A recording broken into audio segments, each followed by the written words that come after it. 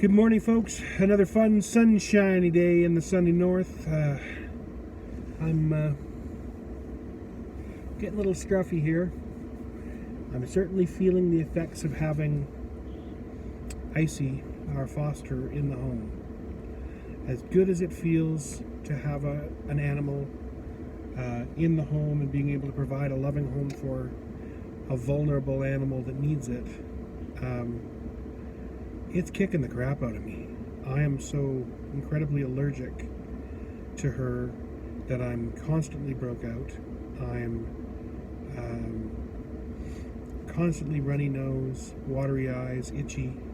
And I'm tired. I'm tired because my body is always in overdrive, thinking that it's fighting an infection. But this too shall pass, and it feels good to do good, and yeah, we'll see where that goes. I mean, on the other side of the scale is Natasha is happier and more comfortable having an animal in the home. The girls are exhibiting new traits of confidence and playfulness that didn't exist before.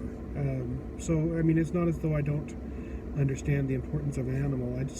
I'm loath to beat myself up to achieve it, so I'm glad we're able to find fostering so that we can at least figure out which animals I'm more affected by before we decide to create a forever home for an animal.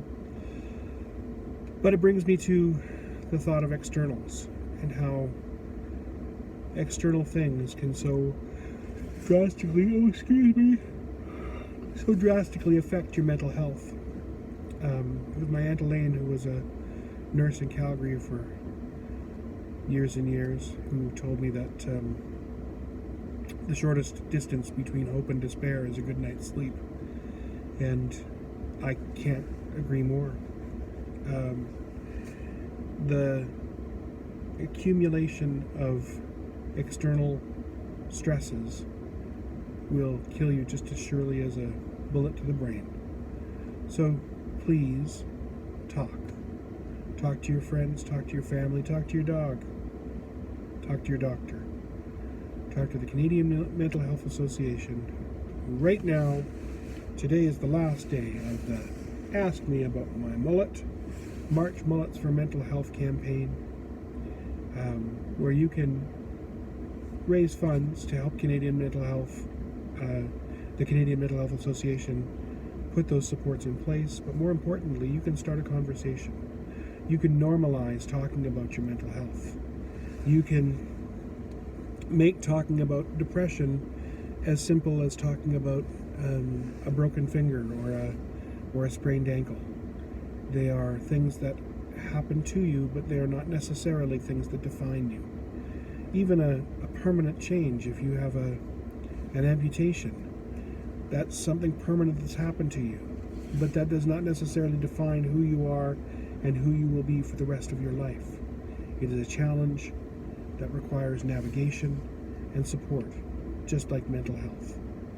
So please have a conversation. Don't use phrases like "big boys don't cry" or whatever it is that you said that tells people not to acknowledge their emotions. Be sad, be afraid, be happy, be angry. Don't let it define you, but be whatever it is. Acknowledge it, understand it, and then move on from it. I hope you're having a great day. I hope you had a great March. Thank you for joining me on this journey of video logs. Keep tuned to the channel. You never know what's going to happen next. I know I participated in the Movember campaign. I may participate in more campaigns upcoming, specifically for mental health, because I think it's an important issue. The pandemic has really brought it to the fore. But you'll also may find some interesting things about instrument repair, about music, and just about me in general on this particular channel. So thanks again for joining me for March Mullets for Mental Health Awareness, and have a great rest of your day.